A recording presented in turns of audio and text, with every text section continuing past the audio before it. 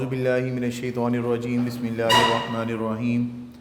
میرا نام محمد عمر ہے، میں ترجمۃ القرآن کا ٹیچر ہوں۔ آج ہمارا جو لیکچر ہے کلاس 7 سورۃ الانشقاق اور لیکچر نمبر 8 ہے۔ سورۃ الانشقاق، سب سے پہلے ہم بات کریں گے اس لفظ کی انشقاق کا کیا معنی ہے۔ انشقاق کا معنی ہے پھٹ جانا۔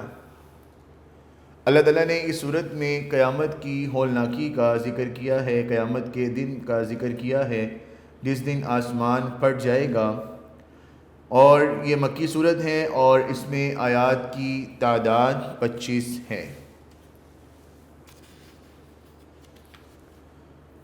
اور پھر ہم بات کریں گے وجہ تسمیہ تعارف۔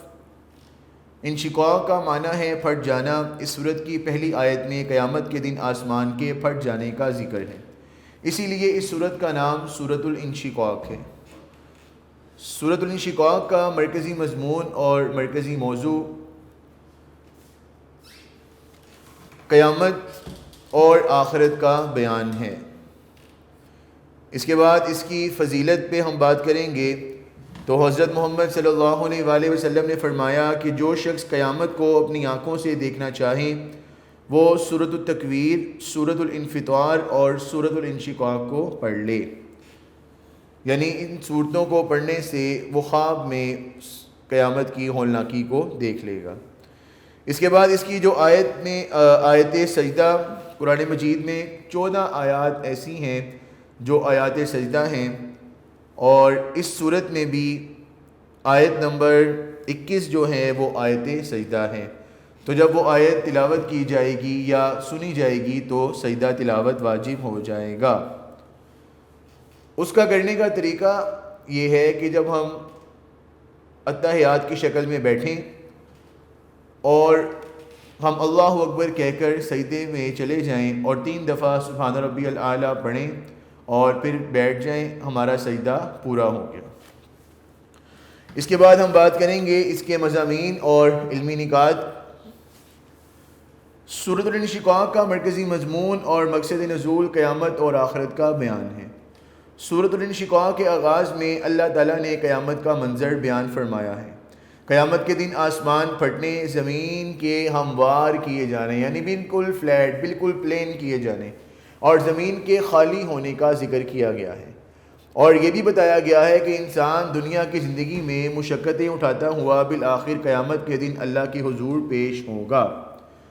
قیامت کے دن انسان کو 2 گروہوں میں تقسیم کر دیا جائے گا، یعنی ایک نیک لوگ اور ایک بدکار لوگ، یعنی کافر اور مسلمانوں کو الگ الگ کر دیا جائے گا۔ سورۃ یاسین میں اللہ تعالیٰ فرماتے ہیں وَامْتَازُوا الْيَوْمَ أَيُّهَا الْمُجْرِمُونَ، کہ اے مجرموں آج کے دن الگ ہو جاؤ۔ نیک لوگوں کو نامہ اعمال ان کے دائیں ہاتھ میں دیا جائے گا اور انہیں جنت میں داخل کر دیا جائے گا، اور جو اللہ تعالیٰ اور اس کے رسول کا انکار کرنے والے لوگ ہوں گے ان کی پیٹھ کے پیچھے سے ان کے نامہ اعمال دے کر ان کو جہنم میں پھینک دیا جائے گا۔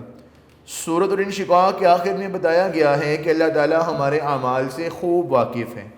کفر کرنے والوں اور حق کو یعنی قرآن مجید کو جھٹلانے والوں کے لیے دردناک عذاب ہے۔ ایمان لانے اور نیک اعمال کرنے والوں کو ایسا اجر ملے گا جو کبھی ختم نہ ہوگا۔ حاصل کلام، اس صورت میں قیامت کے دن کے حساب و کتاب کا خاص طور پر ذکر کر کے انسان کو اچھے اعمال کرنے کی ترغیب دی گئی ہے، یعنی شوق دلایا گیا ہے۔ جب تک آخرت کے حساب و کتاب کا یقین انسان کے دل میں نہیں ہوگا وہ نہ گناہوں سے بچ سکتا ہے اور نہ ہی نیکی کے راستے پر چل سکتا ہے۔ اب ہم بات کریں گے اس کے MCQs کی طرف آ جائیں۔ سورۃ الانشقاق کی پہلی آیت میں پھٹنے کا ذکر ہے۔ الف دلوں کے، بے بادلوں کے، جیم آسمان کے، دال زمین کے۔ تو جیم آپشن اس کا ٹھیک ہے، آسمان کے پھٹنے کا ذکر ہے۔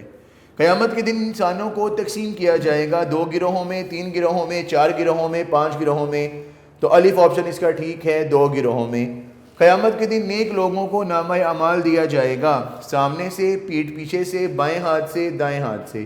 تو نیک لوگوں کو نامہ اعمال دائیں ہاتھ میں دیا جائے گا، جو اس کا آپشن دال ہے۔ سورۃ الانشقاق میں ان لوگوں کو دردناک عذاب کی خبر دی گئی ہے جو جھٹلاتے ہیں تورات کو، زبور کو، انجیل کو، قرآن مجید کو، دال آپشن اس کا ٹھیک ہے قرآن مجید کو۔ شارٹ کوشچنز کی طرف آئیں اس کے، تو نمبر 1 سورۃ الانشقاق کی وجہ تسمیہ تحریر کریں، اس پر ابھی بات ہو گئی ہے۔ نمبر 2 سورۃ الانشقاق کا مرکزی مضمون۔ نمبر 3 سورۃ الانشقاق کی فضیلت، اور پھر اس میں جو لانگ کوشچن ہے وہ تعارف اور وجہ تسمیہ، اس میں آ جائے گی تعارف اور مرکزی مضمون، اور جو سیکنڈ لانگ ہے اس کا وہ مضامین اور علمی نکات ہیں۔ یہ جو ہمارا لیکچر ہے یہ مکمل ہو گیا ہے۔